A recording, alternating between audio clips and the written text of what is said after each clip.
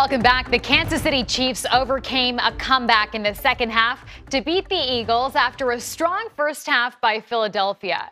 Chiefs linebacker Nick Bolton joined CBS Mornings earlier today to discuss his fumble recovery touchdown in the second quarter. I just kind of saw the ball come off his leg and kind of kicked it, and I just ran after it, man. I got a good bounce, man, and after that, it's just kind of like middle school. I just pick it up, trying to score as quick as you can. I got a good block from my guy Mike, and, man, I was just into the end zone after that. And joining us now live with more on this is CBS Sports NFL analyst and former NFL executive Scott Pioli. Good morning, Scott. Thanks for making time. Good morning, Shanelle. Good morning, Seth. Morning. Listen, this was a really tight game, really until the final moments. And then we had Patrick Mahomes, of course, injured, playing injured. All that considered, how impressive of a win was this for the Chiefs? Oh, Shanelle, it was very impressive, but not surprising at all. When you look at the Chiefs, they've got a future Hall of Fame going to be, when his time is done, one of the greatest coaches in NFL history, and they have one of the best quarterbacks in the National Football League. I'll say the best quarterback in the National Football League right now in Patrick Mahomes. And you talk about this team coming back and what they did from that two-digit deficit. What happened was this team played incredibly well. You go to the second half, and guys like Travis Kelce started showing up. Juju Smith-Schuster started showing up. All of their players that needed to show up showed up. You talk about Bolton, who played and had an incredible game.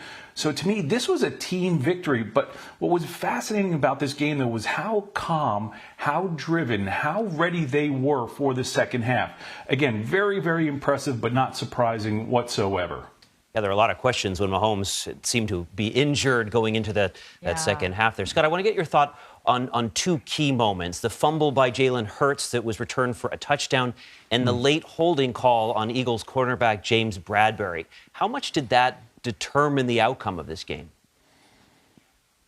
You know, Seth, I think obviously it had something to do with the game, but something I learned early in my football career is that if you focus on too many plays that are at the end of the game and don't acknowledge what happened in the other 58 minutes, say, you're not doing the game justice and you're not evaluating your football team enough. When you look at that game yesterday, for instance, the Jalen Hurts fumble, right before that play, they had 3rd and inches.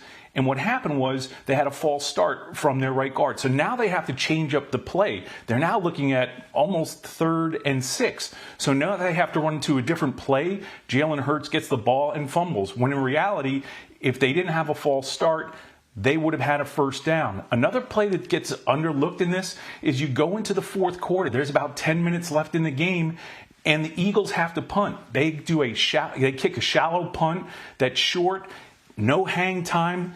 The coverage team doesn't get enough time to cover, and the Chiefs have a Super Bowl record punt return for 65 yards, put the ball inside the 5-yard line of the Eagles, score a touchdown in 3 plays, and they go up 35-27. Those were also critical plays. So the penalty call, definitely critical. The fumble, critical, but there were so many other plays that swung this game in the other direction for the Chiefs. You know, I think the interesting thing about the Super Bowl is it's not just fans. It's a lot of young athletes who are sitting at home, who are watching this, who have big dreams, big aspirations, and they watch someone like Patrick Mahomes survive this injury and just thrive at the end of the game. I wonder what this says about his legacy. I tell you, what this says about his legacy, here's the thing. What we love to see in this game is great players be great people. And Patrick Mahomes is a great person. He's got great parents. He does everything the right way. He prepares the right way. He's a good teammate. Every time he has personal success, he tries to make it about the people around him, his coaches. Those are the things that I hope that young people see about him as a player. This victory is critical in this sense, Shanelle. The fact is this, quarterbacks, there's been a ton of great quarterbacks and prolific quarterbacks in this league who've done amazing things, and they've been labeled as great quarterbacks. Not all of them get to be labeled great and champions. What Patrick Mahomes has done at this point is he is a 2-time champion. There's going to be more championships in the future of his career, I believe. So to me, I think it's a great example for young people that are aspiring to things to know that you can be great and be a great person as well.